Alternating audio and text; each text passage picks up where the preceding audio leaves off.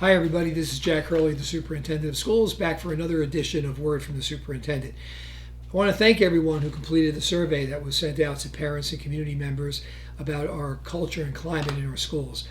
The results are currently being tabulated by the independent group of professionals that we partnered with to conduct these surveys, and we'll wait for them to give us the tabulations and their analysis. And when we get that, we will be sharing it with the community. But once again, we had a good participation rate, over 500, I think close to 550 responses, which comes out to be somewhere in the vicinity of 22%.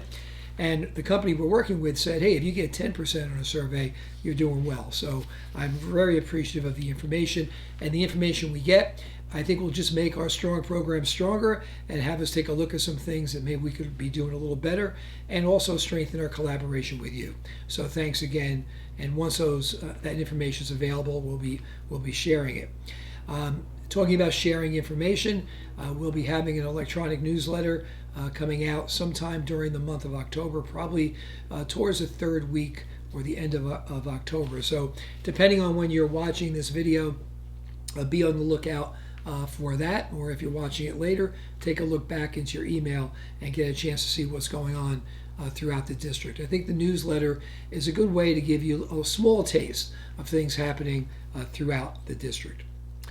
You may or may not be aware the State Department of Education has changed the testing format and the testing vendor for the annual state assessments that our students take in the spring. So when you make a change, you always like to have a field test, right, to kind of see how it's going and see how the technology is and how the questions are. So we and every other school district in the state will be testing students in grades 4 through 10 on this field test. And we're going to do the test on November 3rd and November 5th. That's the week that's kind of fractured with Election Day on Tuesday the 4th and the Teachers Convention on the 6th and 7th. So we're utilizing those 2 days. And again, we want our students to take the test seriously. We want them to be able to provide the kind of feedback that the state will need in order to make sure that the spring test is both an accurate representation of the skill set that students should have, and also cuts off without a hitch through the technology.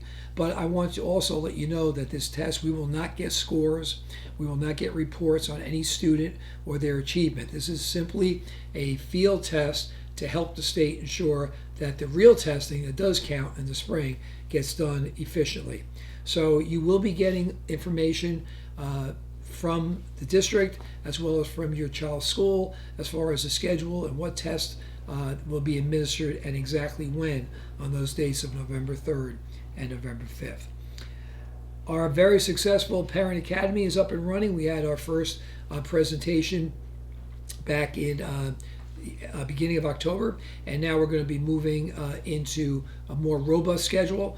If you look on the website, you'll see some presentations that are as planned for the remainder of this calendar year, and then as we get closer to the end of the calendar year, we'll be posting some programs for next year, winter and spring. I'll remind you that if you can't make these programs, for the most part, they get recorded. And occasionally, we can't record one for one reason or the other, but for the most part, they're all recorded, and then they're posted on the website at the Parent Academy link. So you can always go and check it out. Or if there's something you heard about that you missed, maybe it was from last year or the year before, you can go and find them because we archive them on the website.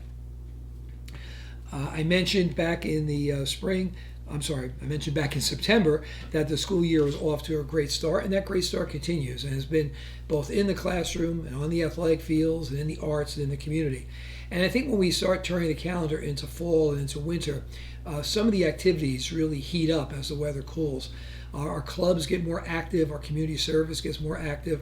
We start getting into concert and play seasons. So, it's not just the athletic program, it's the encompassing of all of our programs really take off in full swing.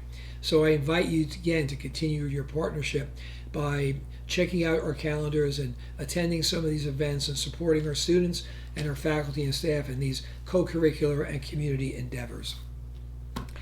And finally, I want to mention briefly something that often we don't pay attention to these various polls and rankings that are out. And there's one that's very popular in especially real estate markets, niche, which looks at school districts across the state. And their most recent polls that came out, it had the Rutherford School District out of 243 schools, districts in the state, they ranked as the 22nd best in the state.